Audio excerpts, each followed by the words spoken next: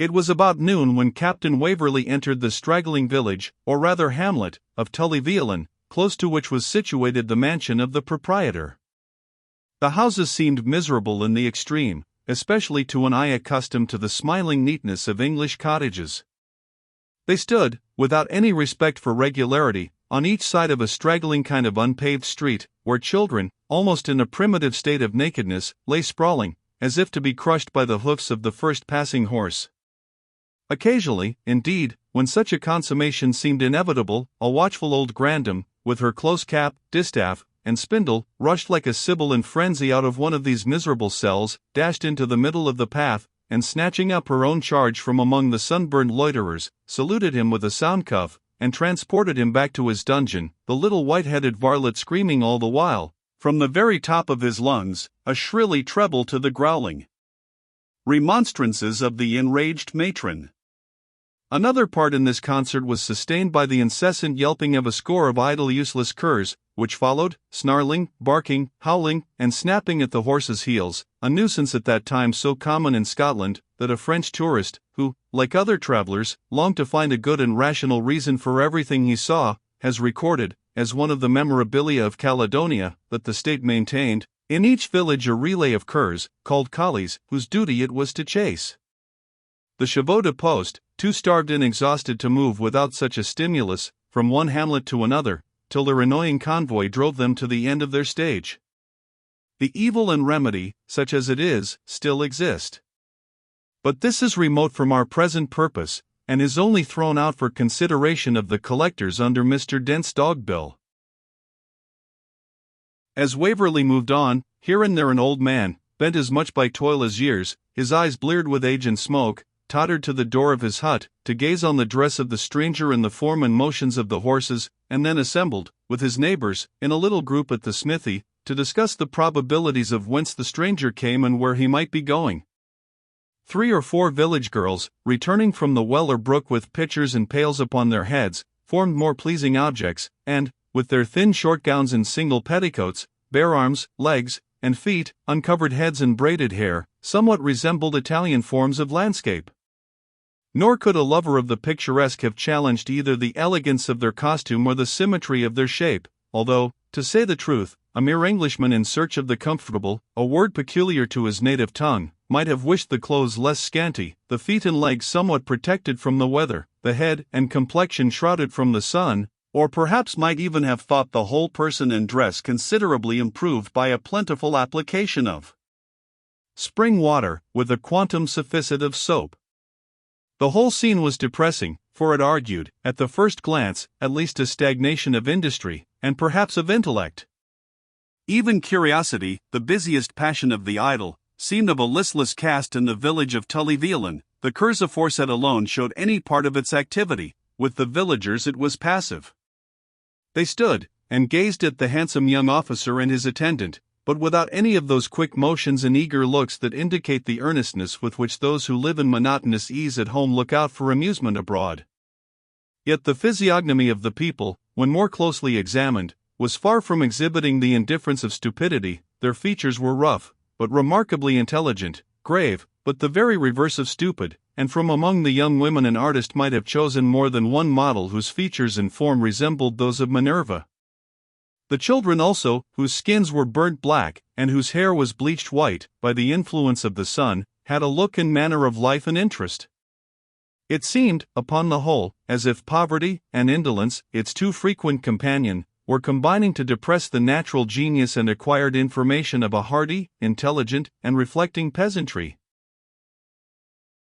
Some such thoughts crossed Waverley's mind as he paced his horse slowly through the rugged and flinty street of Tullyveolan, interrupted only in his meditations by the occasional caprioles which his charger exhibited at the reiterated assaults of those canine Cossacks, the collies before mentioned.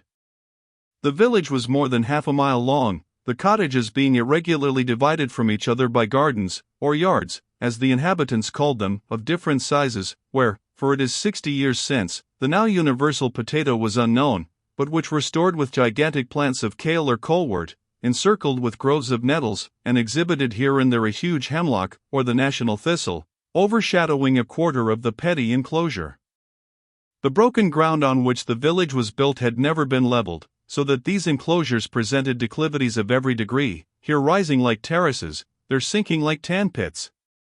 The dry stone walls which fenced, or seemed to fence, for they were sorely breached, these hanging gardens of Tully Veolan were intersected by a narrow lane leading to the common field, where the joint labor of the villagers cultivated alternate ridges and patches of rye, oats, barley, and peas, each of such minute extent that at a little distance the unprofitable variety of the surface resembled a tailor's book of patterns. In a few favored instances, there appeared behind the cottages a miserable wigwam, compiled of earth, loose stones, and turf, where the wealthy might perhaps shelter a starved cow or sorely galled horse. But almost every hut was fenced in front by a huge black stack of turf on one side of the door, while on the other the family dunghill ascended in noble emulation. Illustration: Tully Veolan. About a bowshot from the end of the village appeared the enclosures proudly denominated the Parks of Tully Veolan, being certain square fields, surrounded and divided by stone walls 5 feet in height. In the center of the exterior barrier was the upper gate of the avenue, opening under an archway, battlement on the top, and adorned with 2 large weather-beaten mutilated masses of upright stone, which, if the tradition of the hamlet could be trusted, had once represented, at least had been once designed to represent, 2 rampant bears, the supporters of the family of Bradwardine. This avenue was straight and of moderate length, running between a double row of very ancient horse-chestnuts, planted alternately with sycamores, which rose to such huge height, and nourished so luxuriantly, that their boughs completely overarched the broad road beneath. Beyond these venerable ranks, and running parallel to them, were 2 high walls, of apparently the like antiquity, overgrown with ivy, honeysuckle, and other climbing plants. The avenue seemed very little trodden, and chiefly by foot passengers, so that being very broad, and enjoying a constant shade, it was clothed with grass of a deep and rich verdure, excepting where a footpath, worn by occasional passengers, tracked with a natural sweep the way from the upper to the lower gate. This nether portal, like the former, opened in front of a wall ornamented with some rude sculpture, with battlements on the top, over which were seen, half hidden by the trees of the avenue, the high steep roofs and narrow gables of the mansion, with lines indented into steps, and corners decorated with small turrets. One of the folding leaves of the lower gate was open, and as the sun shone full into the court behind, a long line of brilliancy was flung upon the aperture up the dark and gloomy avenue. It was one of those effects which a painter loves to represent, and mingled well with the struggling light which found its way between the boughs of the shady arch that vaulted the broad green alley. The solitude and repose of the whole scene seemed almost monastic, and Waverley, who had given his horse to his servant on entering the first gate, walked slowly down the avenue, enjoying the grateful and cooling shade, and so much pleased with the placid ideas of rest and seclusion excited by this confined and quiet scene, that he forgot the misery and dirt of the hamlet he had left behind him. The opening into the paved courtyard corresponded with the rest of the scene. The house, which seemed to consist of 2 or 3 high, narrow, and steep-roofed buildings, projecting from each other at right angles, formed one side of the enclosure. It had been built at a period when castles were no longer necessary, and when the Scottish architects had not yet acquired the art of designing a domestic residence. The windows were numberless, but very small. The roof had some nondescript kind of projections, called bartizans, and displayed at each frequent angle a small turret, rather resembling a pepper-box than a Gothic watchtower. Neither did the front indicate absolute security from danger. There were loopholes for musketry, and iron stanchions on the lower windows, probably to repel any roving band of gypsies, or resist a predatory visit from the caterans of the neighboring highlands.